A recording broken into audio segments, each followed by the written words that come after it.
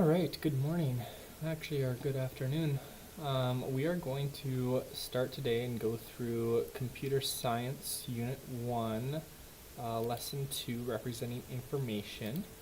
And what we're going to do is we are going to go through these topics.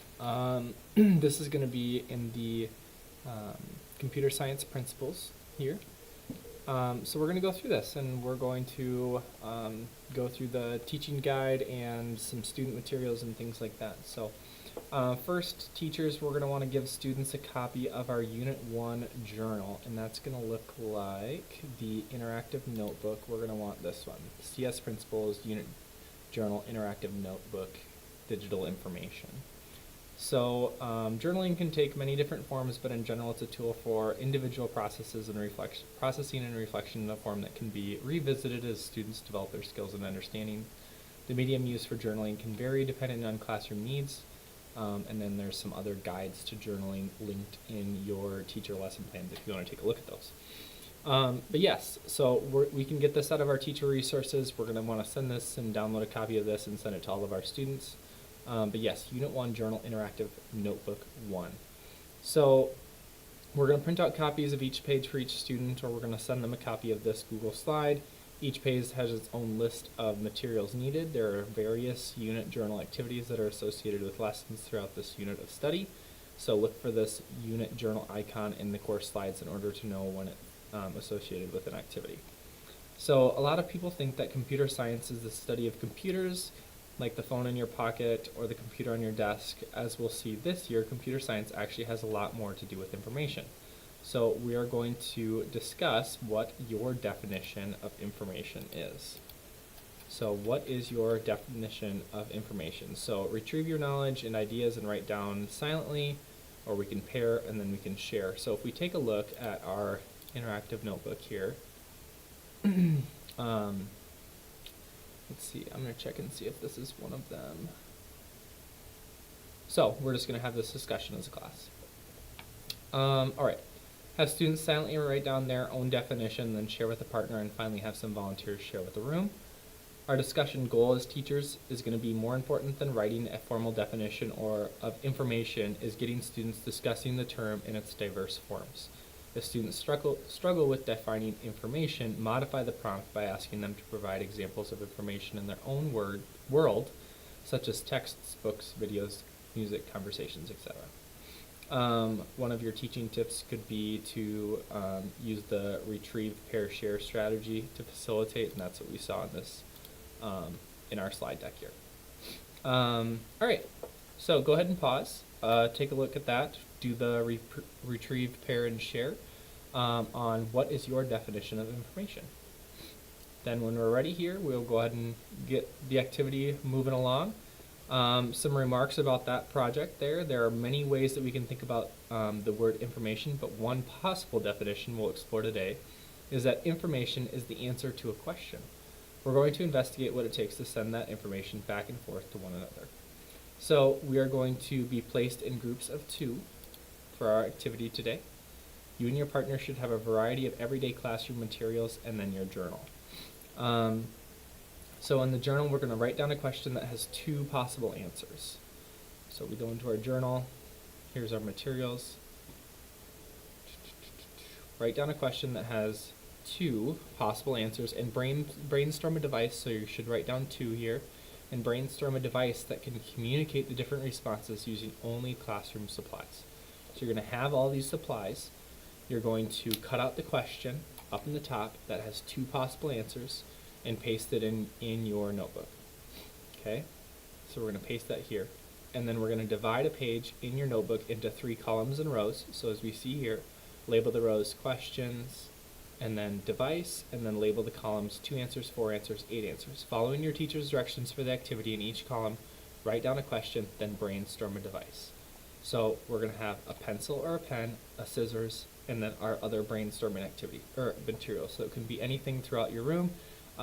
Could be a tape dispenser, it could be paper clips, it could be other various activities or various things throughout your room. Rules for this activity: no projectiles, no language can be used, So, for example, if my question is your favorite color blue or green? I can't write the words blue or green on my device. After students have completed their devices, choose a few groups to demonstrate their device in action.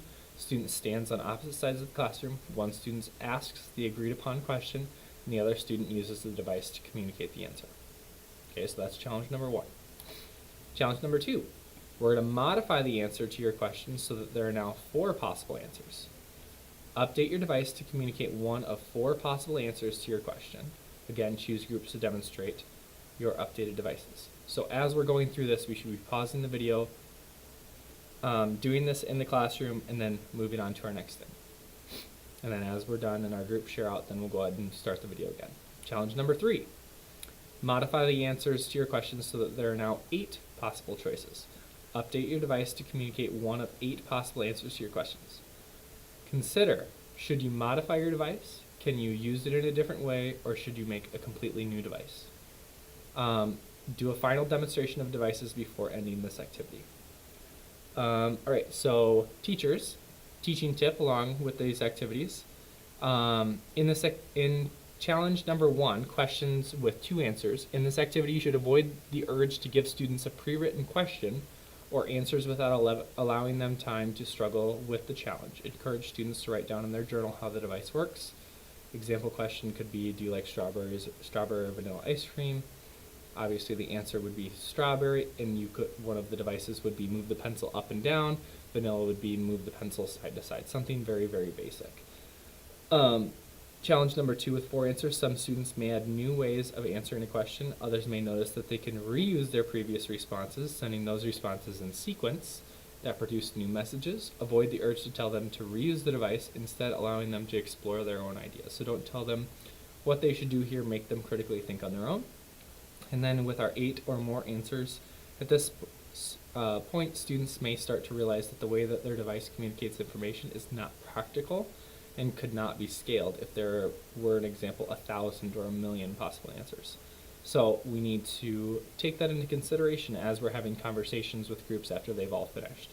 What is our device going to look like, or how would it adapt if that number continued to grow to 16 or 32 or hundreds or thousands, or in this case, millions of possible answers?